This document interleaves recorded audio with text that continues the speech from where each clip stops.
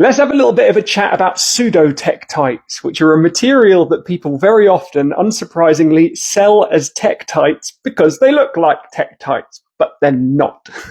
Now, this is a fairly broad category of things. There's lots of different varieties of pseudotektite. The one that you see coming up the most is probably things like saphadite, or what's also referred to in a very bogus way is Arizona tektite, which is even more of an egregious mischaracterization because it is absolutely not a tektite. Now, if you hear the word pseudo in any context, it means false. It derives from the Greek word pseudo, meaning false. So if you hear something like pseudomorph, which is essentially where a material adopts the shape of another material, but is in fact the chemical composition of the new material, and there's about 3 different classifications of these. Or you might see something that's pseudo-hexagonal, for example, like a ruby, which exhibits a hexagonal morphology, but doesn't exhibit a hexagonal crystal system or atomic arrangement, therefore is pseudo-hexagonal. But there are varieties of obsidian or varieties of volcanic glass in many situations that exhibit many of the same physical characteristics and aesthetic characteristics of tektites. So this sort of pitted surface.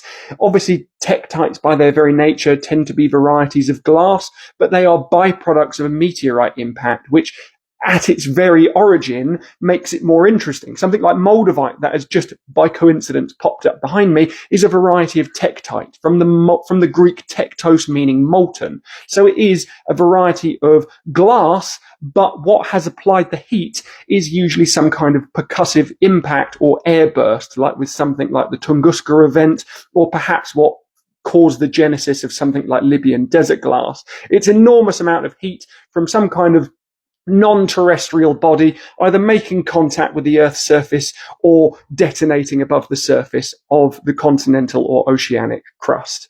Now, a pseudotektite like saphadite, for example, exhibits many of these same qualities. Now, the reason why it exhibits many of the same surface qualities is perhaps for various different reasons, whether this be sort of water gradually weathering away at the surface, giving it that sort of pitted exterior, or it might be volcanic glass that has been ejected from the primary mass and has therefore accrued some degree of aerodynamics, or that sort of aerodynamic shape that is exhibited by many tektites because they are cast into the air, whether that be something like indochinite or philippinite or Darwin glass or moldavite, for example. Now, there's not a very easy way of telling the difference between things like pseudotektites and traditional tektites if you don't know the origin of the material.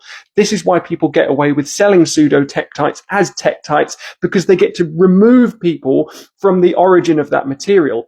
A tektite, usually by definition, predicated on the assumption that it's come about as a result of an actual impact, is going to be scattered across what's known as a strewn field. If you take something like moldavite, for example, it is in a strewn field that stretches into Czechia and the eastern portion of Germany because a meteorite landed about 14.7 million years ago and then scattered debris in that direction in what's known as a strewn field. So it's actually quite important to know where these materials have originated from. Otherwise, it's very easy to decouple people from the reality of what the material actually is, because there's various different varieties of pseudotektites or materials that look like tektites, but they are in fact not tektites. So be careful, because you very often see people selling this sort of dark material that in many situations resembles tektites in various aesthetic features, but are in fact nothing to do with bloody tektites.